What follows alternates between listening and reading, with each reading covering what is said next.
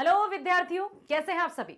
Magnet brains Hindi में बहुत बहुत स्वागत करती हूं आप सभी का और आशा भी करती हूं कि आप सभी स्वस्थ होंगे, खुश होंगे, प्रसन्नचित होकर अपने सभी कार्य कर रहे होंगे।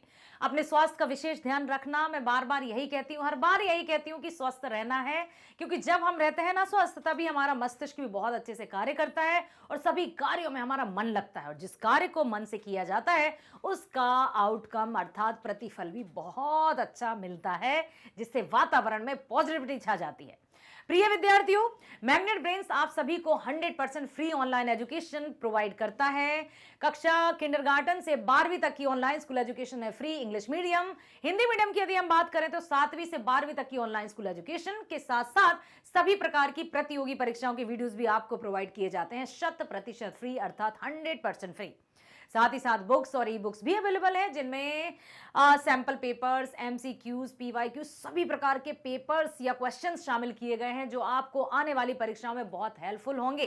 क्वालिटेटिव एजुकेशन प्रोवाइड की जा रही है, तो इसलिए हम कहते हैं कि सभी विषय के वीडियोस देखिए, लाइक कीजिए, सब्सक्राइब कीजिए और अधिक से अधिक शेयर कीजिए ताकि सब तक फ्री बेस्ट ऑनलाइन एजुकेशन पहुंच सके। चलिए तो चलते हैं वीडियो की तरफ। हमने अपनी पाठ्य पुस्तक आरोह भाग 2 का गद्य खंड स्टार्ट कर दिया है। गद्य खंड का पहला चैप्टर या क्रम से ले चले तो 11वां चैप्टर है भक्तिन। भक्तिन लिखा है महादेवी वर्मा जी ने। महादेवी वर्मा जो छायावाद की आधार स्तंभ भी मानी जाती हैं। भक्तिन चैप्टर के माध्यम से हमने क्या जाना है वो आपको पता ही होगा कि उन्होंने एक ऐसी स्त्री का वर्णन किया है जिसकी बचपन से ही जिसने संघर्ष सहे हैं, और भक्तिन जो कि उनकी सेविका थी। इसी पाठ का हम करने वाले हैं इस वीडियो में एनसीईआरटी सॉल्यूशंस अर्थात प्रश्न अभ्यास। तो चलिए शुरू करते हैं पहले प्रश्न को और देखते हैं कि आखिर पहला प्रश्न हमसे क्या पूछता है। प्रश्न को पढ़ने के बाद हमें प्रश्न को समझना है और जब प्रश्न समझ में आ जाएगा तो चुटकियों में आंसर भी आप लिख देंगे। देखो, भक्तिन अपना वास्तविक नाम लोगों से क्यों छुपाती थी? भक्तिन को यह नाम किसने और क्यों दिया होगा? वास्तविक नाम क्या है? क्या आपको पता है भक्तिन का अपना वास्तविक नाम क्या था? लक्ष्मण था। इसका अर्थ होता है लक्ष्मी, और लक्ष्मी क्या होती है? धन, संपत्ति, ऐश्वर्य, सुख, समृद्धि सबसे भरी।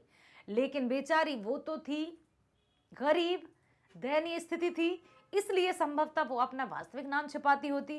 क्योंकि कहेंगे ओहो लक्ष्मी, देखो तो नाम है लक्ष्मी और कंडीशन देखो। लोग तो कभी भी कहने से बाज नहीं आते। वो छोटी सी स्टोरी आपने जरूर सुनी होगी कि एक गधा था या घोड़ा, बेटे और पिता जा रहे थे, तो दोनों पैदल जा रहे थे आराम से घूमते घूमते। तो लोग कह रहे क्या मूर्ख हैं, दोनों के दोनों पैदल जा रहे हैं, एक आध कोई गधे पर ही बैठ जाता, बूढ़ा बाप ही बैठ जाता। अब जैसे तैसे बूढ़े बाप को बेटे ने बिठा दिया गधे के ऊपर या घोड़े के ऊपर, कुछ भी होगा। हाँ, आपको सुना होगा तो प्लीज हाँ सुन लेना। अब जब बेटे ने अपने पिताजी को उस पर बिठा दिया और बेटा चल दिया, अब फिर लोग मिल गए। कुछ तो लोग कहेंगे, लोगों का काम है कहना, कहने लगे देखना बेचारा बेटा जो उसके आगे कितना बड़ा जीवन पड़ा है, बाप को शर्म नहीं आई, बेटे को ही बिठा देता, खुद की उम्र ही कितनी बची है जो अपने आप को सुरक्षित रख रहा है। चलो भैया क्या करें, बाप जी उतरे, बेटे को बिठा दिया, आगे बढ़े। अब दुनिया कहने लगी देखो घोर कलयुग भैया, घोर कलयुग। क्यों? अरे देखो तो बुढ़ापे में बेचारे बाप को पैदल चला रहा है और खुद देखो गधे पर बैठा है। अब क्या करें? चलो दोनों बैठ जाते हैं। दोनों बैठ गए, फिर भी लोग चुप नहीं रहे। अब क्या कहने लगे, इनको शर्म नहीं आती, वो मूक प्राणी है, मतलब जो बोल नहीं सकता है बेचारा, उस पर दोनों लद गए। अरे उसकी जान की तो परवाह कर लेते। क्या करें आखिर? जो भी काम किया जाता है उस पर क्वेश्चन मार्क या ताने तो दुनिया से मिलते ही मिलते हैं। इसलिए इस दुनिया के तानों की कभी भी हमें परवाह नहीं करना है। बस इतना ध्यान जरूर रखना है कि हमें सही रास्ते पर चलना है, सही मार्ग पर चलना है, और सही मार्ग पर चलने पर कठिनाइयां तो आती ही आती हैं। ऐसी ही भक्तिन के जीवन में भी बहुत सारी कठिनाइयां आई हैं। अब भक्तिन अपना वास्तविक नाम जो कि लक्ष्मी था उसको लोगों से बताने में डरती थी। डरने का मतलब था कि उसको लगता था कि जब मैं कहूंगी तो लोग ऊपर से नीचे तक मुझे देंगे, अच्छा लक्ष्मी देखो जरा, बहुत सारे ताने देंगे। तो हो सकता है यही कारण रहा हो। भक्तिन अपना वास्तविक नाम लोगों से क्यों छुपाती थी? भक्तिन को यह नाम किसने और क्यों दिया होगा? भक्तिन का वास्तविक नाम था लक्ष्मण, या फिर जिसका अर्थ होता है लक्ष्मी, जो समृद्धि, सुख, धन, संपत्ति और ऐश्वर्य का प्रतीक होता है। परंतु यह नाम के साथ गुण नहीं मिलता था, क्योंकि भक्तिन एक गरीब महिला थी। लोग उसके इस नाम को सुनकर उसकी हंसी ना उड़ाएं, इसलिए वह अपना वास्तविक नाम छिपाती थी। वह धनहीन, धनहीन, हीन का अर्थ होता है के बिना, धन के बिना, मतलब धनहीन थी, लेकिन वह बहुत समझदार थी। सोच समझ कर ही जमाने के समक्ष अपनी बात को रखती थी और कुछ भी नाम भक्ति नहीं कहने लगती थी, लेकिन अपना नाम नहीं बताती थी, क्योंकि उसको पता था कि दुनिया कैसी है और दुनिया क्या कह सकती है। भक्तिन को यह नाम लेखिका ने दिया होगा क्योंकि सेवा भावना और कर्तव्य परायण। आप कौन से नाम की पूछी गई है? भक्तिन। वास्तविक नाम था उसका लक्ष्मी, जो कि वो किसी से नहीं कहती थी, किसी से भी नाम वो क्या कहती थी? अपना भक्तिन। तो भक्तिन को यह नाम लेखिका ने दिया होगा क्योंकि सेवा भावना और कर्तव्य परायणता से काफी प्रभावित थी। साथ ही उसके गले में कंठी माला व मुड़े हुए सिर से वह भक्तिन ही लगती थी। साथ ही उसके गले में कंठी माला धारण, जैसे तुलसी की माला या छोटे छोटे रुद्राक्ष की माला, जैसे भक्त लोग नहीं पहने रहते हैं, उस तरह की माला, और उसके बाल भी, सिर पर बाल भी नहीं थे, मुंडा कर रखती थी। तो भक्तिन, भक्त की भांति, तो उन्होंने भक्तिन नाम दिया। तो लेखिका ने ही उसे भक्तिन नाम दिया होगा, इसलिए वो लोगों के समक्ष अपना वास्तविक नाम कभी नहीं बताती थी, क्योंकि उसको पता था कि लोग उसका मजाक बनाएंगे। ठीक है, लिख देंगे। Very nice. चलो अगला प्रश्न है, दो कन्या रत्न पैदा करने पर भक्तिन पुत्र महिमा में अंधी अपनी जेठानियों द्वारा घृणा एवं उपेक्षा का शिकार बनी। ऐसी घटनाओं से ही अक्सर यह धारणा चलती है कि स्त्री ही स्त्री की दुश्मन होती है। क्या इससे आप सहमत हैं? प्रश्न समझ में आया?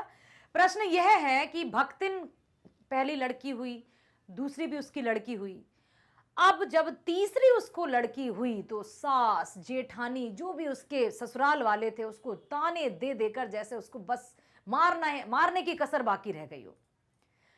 अब यहां पर लिखा है कि दो कन्या रत्न पैदा करने पर भक्तिन पुत्र महिमा में अंधी अपनी जेठानियों द्वारा, पुत्र महिमा में अंधी कौन थी?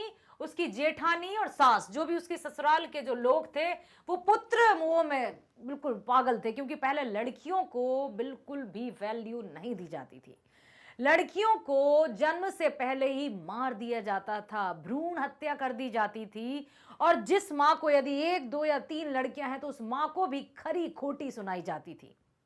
तो पुत्र का मोह ऐसा था कि पुत्र ही आगे वंश चलाएगा, पुत्र ही हमारे जो अस्थियां हैं वो गंगा में बहाएगा, ऐसी मान्यताएं थी। लड़कियों को बिल्कुल साइड में रख दिया जाता था, दीनहीन उनकी मतलब वो थी उनकी। ठीक है, अब उपेक्षा का शिकार बन गई। तो ऐसी घटनाओं से ही अक्सर यह धारणा चलती है कि स्त्री ही स्त्री की दुश्मन होती है। क्या आप इस विचार से सहमत हैं? लगता है क्या ऐसा हुआ भक्तिन के साथ? हमने चैप्टर में देखा ही है कि 3-3 लड़कियां होने के बाद सास और जेठानियों तो उसको जीने नहीं देती थी। तो हाँ, बिल्कुल हम इस बात से पूर्ण रूप से सहमत हैं कि दो कन्या रत्न पैदा करने पर भक्तिन पुत्र महिमा में अंधी, पुत्र महिमा में कौन थे अंधे? उसकी जेठानियों द्वारा घृणा और उपेक्षा का शिकार बनी। ठीक है, ये लोग थे पुत्र महिमा में पूरी तरह से अंधे, उसकी जेठानियां और उसकी सास।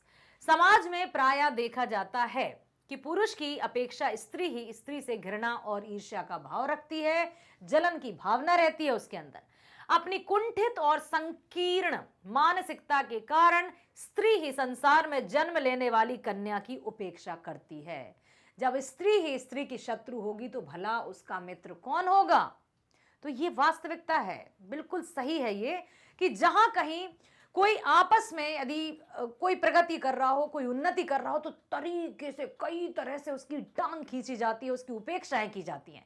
जबकि पुरुष वहां होंगे ना तो उसको सपोर्ट करेंगे, भले ही उनकी कोई मंशा ना हो, कोई स्वार्थ ना हो, लेकिन उसका साइड भी लेते हैं, उसको आगे बढ़ने के लिए प्रेरित भी करते हैं। दूसरी तरफ यदि स्त्री ही स्त्री होगी साथ में, तो वो उसको निम्न दिखाने की भी कोशिश करेगी, उसको नीचा दिखाने की भी कोशिश करेगी, और उसकी प्रगति में बाधा भी उत्पन्न करेगी।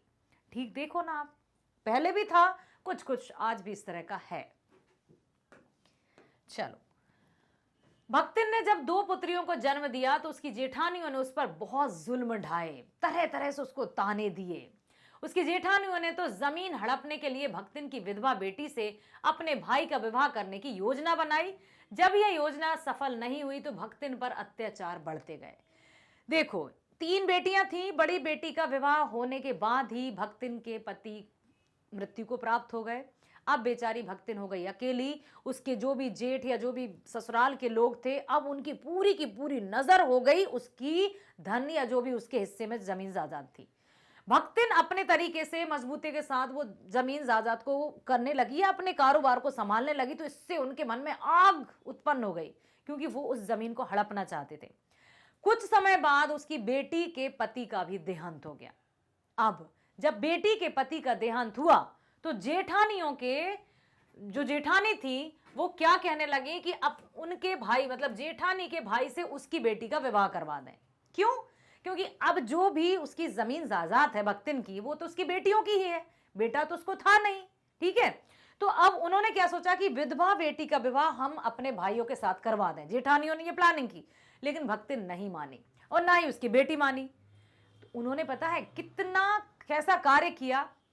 उन्होंने उसके भाई को जहां पर उसकी बेटी थी वहीं पर बुलाया और बाहर से कमरा बंद कर दिया और लोगों को बुलाकर उसकी बदनामी कर डाली कि देखो देखो ये चरित्रहीन है। इससे तंग आकर भक्तिन आखिर अपने जीवन से हार मान गई और वो गांव छोड़कर फिर शहर की तरफ रवाना हुई और मिली महादेवी वर्मा जी से। तो ये है कि हाँ, स्त्री ही स्त्री की बाधा, मतलब सामने जो सफलता है या रास्ते का रोड़ा बनती है, यहाँ तो साफ साफ नजर आ रहा है। ऐसा नहीं कि ये बनती ही है, बहुत लोग हैं इस दुनिया में जो बहुत अच्छे हैं, लेकिन कुछ हैं जो बाधा उत्पन्न करते हैं। इसलिए हमें अपने आप को संबल प्रदान करना होगा, हमें अपने आप की प्रेरणा स्वयं को बनाना होगा, आत्मविश्वास से काम लेना होगा। चाहे लड़के हों या लड़की हों, सबके सामने कठिनाइयां आती ही आती हैं, मार्ग में बाधाएं आती ही आती हैं और आएंगी ही आएंगी। सुख सुख सुख कभी नहीं होता है, ना ही दुख दुख दुख होता है। बस ये जरूर है कि यदि मान लीजिए 1 घंटे का सुख है, वो तो हमें ऐसा लगता है चुटकियों में बीत गया। यदि 1 घंटे का दुख है तो वो हमें पहाड़ की तरह लगता है। समय अवधि वही है, लेकिन दुख बहुत धीरे धीरे कटता है और सुख पल भर में चला जाता है। ये अंतर होता है। तो हमें अपने आप को बहुत संबल प्रदान करते रहना है, क्योंकि समय का पहिया चलता है, पता नहीं कब क्या हो जाए। इसलिए अपने आप को हमेशा मोटिवेट करते रहना है। अगला प्रश्न है, भक्तिन की बेटी पर पंचायत द्वारा जबरन पति थोपा जाना। अभी बात की थी ना, जेठानी का जो भाई था उसको वो कह रही थी कि इसके साथ तुम अपनी बेटी का विवाह कराओ। ठीक है, तो भक्तिन की बेटी पर पंचायत द्वारा, अब पंचायत का भी बोलबाला था, उसके जो जेठ थे वो पंचायत से मिले हुए थे, सब इसका बोलबाला था। जहां पर ये होगा वहां पर सब गूंगे हो जाएंगे। तो भक्तिन की बेटी पर पंचायत द्वारा जबरन पति थोपा जाना एक दुर्घटना भर नहीं, बल्कि विवाह के संदर्भ में स्त्री के मानव अधिकार, विवाह करे या ना करे अथवा किससे करे, इसकी स्वतंत्रता को कुचलते रहने की सदियों से चली आ रही सामाजिक परंपरा का प्रतीक है। कैसे? देखो, अब सबको स्वतंत्रता का अधिकार है। 6 फंडामेंटल राइट्स हैं हमारे। स्वतंत्रता का अधिकार, संवैधानिक उपचारों का अधिकार, ठीक है, ये सब बोलने और अपने आप को, मतलब सब एकता का अधिकार, समानता का अधिकार, ये है। लेकिन क्या इन अधिकारों का पालन हो रहा है? बाल मजदूरी के विरुद्ध आई थिंक आर्टिकल 343 में 6 से 14 वर्ष की आयु के बच्चों को, जो अनुच्छेद 343 है, हो सकता है मैं गलत भी हूं, यदि आपको लग रहा है सही तो आप कमेंट बॉक्स में लिखना। जहां तक मुझे याद है अनुच्छेद 343 में यह लिखा है कि 6 से 14 वर्ष की आयु के बच्चों को निःशुल्क शिक्षा प्रदान की जाएगी और किसी भी तरह से इनसे कोई मजदूरी नहीं करवाई जाएगी। लेकिन क्या बाल मजदूर नहीं है? क्या छोटे बच्चों से काम नहीं करवाया जाता? या फिर छोटे बच्चे कहीं सड़कों पर, कहीं होटलों पर काम करते नजर नहीं आते? आते हैं। तो अब यही तो है कि कोई भी जो भक्तिन की बेटी पर पंचायत द्वारा जबरन पति थोपा जाना एक दुर्घटना भर नहीं थी, बल्कि विवाह के संदर्भ में स्त्री के मानव अधिकार, जैसे विवाह करे या ना करे उसका अधिकार है। भाई, किससे करे ये उसका अधिकार है। इसकी स्वतंत्रता को कुचलते रहने की सदियों से चली आ रही सामाजिक परंपरा का प्रतीक है। कैसे? सबको अपना अपना पति चुनने का अधिकार है। जबकि पौराणिक कथाओं की देखिए आप, सीता स्वयंवर हुआ था, द्रौपदी स्वयंवर हुआ था। फिर ये कहां से आ गए कि जिसको समाज कहेगा उससे विवाह करना पड़ेगा? पहले उससे पूछ तो ले कि वो किसके साथ अपना जीवन यापन करना चाहती है। भारतीय समाज एक पुरुष प्रधान समाज है। सदियों से नारी इसी सामाजिक परंपरा का शिकार रही है। सदा से स्त्रियां परिवार और समाज के दबाव के आगे अपनी इच्छा दबी रह जाती है उनकी। भक्तिन की विधवा बेटी के साथ उसके ताऊ के लड़के के साले ने जबरदस्ती करने की कोशिश की। लड़की ने खूब पिटाई की, परंतु पंचायत ने अपीलहीन फैसले में उसे तीतरबाज युवक के साथ रहने का फैसला सुनाया। उसने उसकी बहुत पिटाई की। मतलब जो भक्तिन की बेटी थी वो भी भक्तिन की तरह ही अच्छी थी, स्ट्रांग। लोगों ने जो भी पंचायत का फैसला क्या हुआ कि तुम्हें अब इसी को पति रूप में मानना पड़ेगा। जबरदस्ती उस पर यही फैसला सुनाया, जिसे लड़की को ना चाहकर भी स्वीकार करना पड़ा। क्यों? क्योंकि समाज में रहना था और यही उनकी चाल थी और इसी चाल में वे हो गए सफल। यह सरासर स्त्री के मानव अधिकारों का हनन है। इसी प्रकार द्रौपदी को उसकी इच्छा के विरुद्ध 5 पतियों की पत्नी बनना ही पड़ा। मीरा की शादी बचपन में ही अधेड़ उम्र के राजा के साथ कर दी गई। ऐसे और भी अनेक उदाहरण हैं जिसमें स्त्री को विवाह के संदर्भ में अपना मन मार कर रहना पड़ जाता है। मीराबाई, जो कि बचपन से कृष्ण की भक्ति किया करती थी, परंतु मेवाड़ के राजा के साथ उनका विवाह करवा दिया गया, जिससे वो बिल्कुल भी विवाह नहीं करना चाहती थी, लेकिन उनका विवाह करवा दिया। द्रौपदी, अर्जुन ने मछली को तीर मारा, ऐसा कुछ था ना। एक द्रुपद उसका भाई था, गांधार नरेश की, गांधार नहीं, गांधार की तो गांधारी थी। तो वहां पर अर्जुन ने उसको जीता, या अर्जुन के साथ उसका स्वयंवर हुआ, लेकिन मजबूरी में उसको 5 पतियों की पत्नी बनकर रहना पड़ा। ये क्या है सब? मीराबाई, है ना, द्रौपदी, और भी ऐसे कई उदाहरण है जो कि दिखाते हैं कि स्त्रियों को पहले ही मतलब सदियों से सहना पड़ता है। देखते हैं अगला प्रश्न। भक्तिन अच्छी है यह कहना कठिन होगा क्योंकि उसमें दुर्गुणों का अभाव नहीं। लेखिका ने ऐसा क्यों कहा होगा? हाँ, भक्तिन अच्छी है, लेकिन उसमें दुर्गुणों का भी अभाव नहीं है। अभाव का अर्थ होता है कमी। भक्तिन में सादगी, स्वामी भक्ति आदि अनेक गुण विद्यमान थे। भक्तिन में क्या था? सादगी थी, स्वामी भक्ति थी और कई गुण विद्यमान थे, लेकिन इसके साथ ही उसमें अनेक अवगुण भी थे। गुण का विलोम होता है अवगुण। लेखिका ने ऐसा इसलिए कहा क्योंकि कभी कभी भक्तिन उसके घर में इधर उधर पड़े पैसों को भंडार घर की मटकी में छिपा देती थी। लेखिका जब उससे पूछती तो वह तर्क वितर्क करती हुई उसे चोरी मानने से इनकार करती थी और कहती कि उसने पैसे संभाल कर रख दिए हैं। ठीक है, तो हर एक व्यक्ति गुण होते हैं, अवगुण होते हैं। ऐसे ही लेखिका ने उसके गुणों और अवगुणों को स्पष्ट यहां पर किया है। इसके बावजूद भी लेखिका उसकी जो अनन्य भक्ति थी उससे काफी मतलब प्रसन्न भी थी और उनका जो मन था वो पूरी तरह से भक्ति से मिल चुका था। तभी तो उन्होंने साक्षात महावीर हनुमान से उसकी तुलना कर दी कि जिस तरह से श्री राम भक्त हनुमान थे वैसे ही भक्तिन भी महादेवी वर्मा की सेविका थी। ठीक है, अगला प्रश्न है, भक्तिन द्वारा शास्त्र के प्रश्न को सुविधा से सुलझा लेने का क्या उदाहरण लेखिका ने दिया है? भक्तिन ने ऐसे कौन से प्रश्न थे जो शास्त्रात्मक प्रश्न थे और उनको आसानी से सुलझा दिया? कौन से उदाहरण दिए? लेखिका को स्त्रियों का सिर मुंडवाना अच्छा नहीं लगता था और उसने मतलब लेखिका ने भक्तिन से कहा कि नहीं नहीं ये तो गलत है। अब देखिए, उसने भक्तिन को ऐसा करने से रोकना चाहा, किंतु उसने शास्त्र का उदाहरण देते हुए कहा था कि तीर्थ गए मुंडाए सिद्ध, अर्थात सिद्ध लोग सिर मुंडवाकर तीर्थ को गए, तो मैं भी तीर्थ को गई हूं तो मैं सिर मुंडवाऊंगी।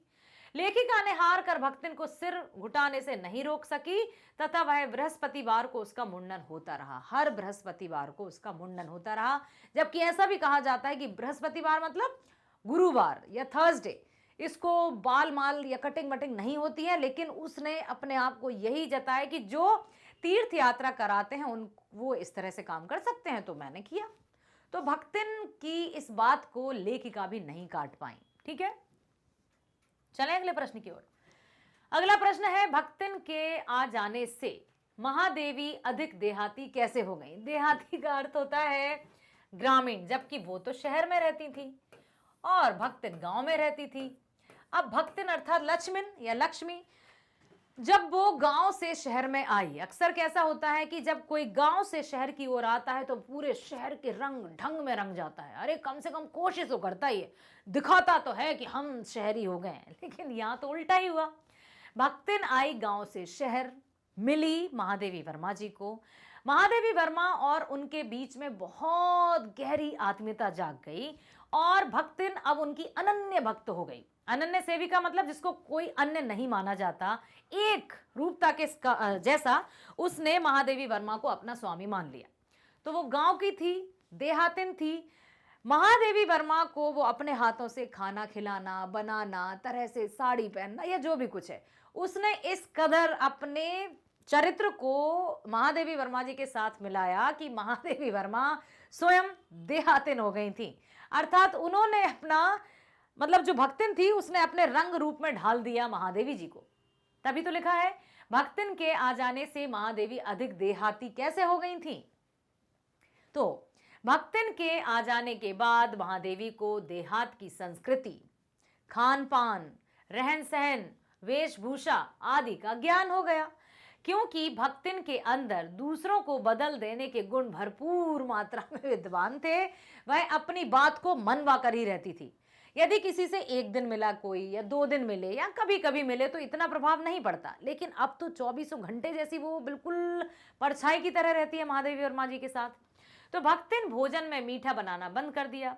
वह गाढ़ी दाल, मोटी रोटी, मकई की लपसी, ज्वार के भुने हुए भुट्टे के हरे हरे दाने की खिचड़ी, बाजरे के तिल वाले ठंडे पुए आदि बना दी। क्या आपने इन सब का नाम सुना है? चलो दाल तो सुना होगा, रोटी भी, मकई मतलब मक्का, ठीक है, ज्वार के भुने हुए भुट्टे के हरे हरे दाने की खिचड़ी, वाह, ज्वार की खिचड़ी भी बनती है।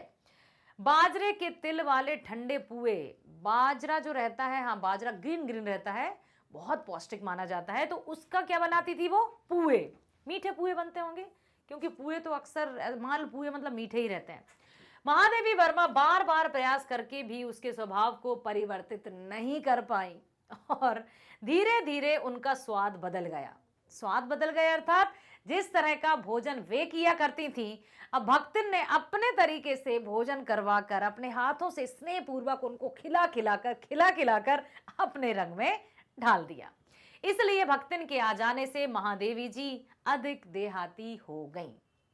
लिख दोगे? क्या लिखोगे?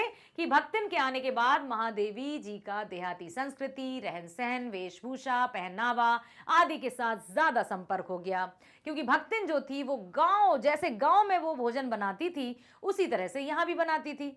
जो महादेवी वर्मा जी पहले अपने लिए बनाती होती, अब उसको धीरे धीरे भूलकर सीधे तरीके से वो मतलब भक्तिन के रंग में रंग गई।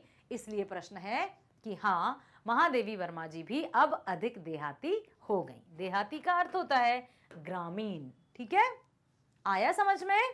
Very good.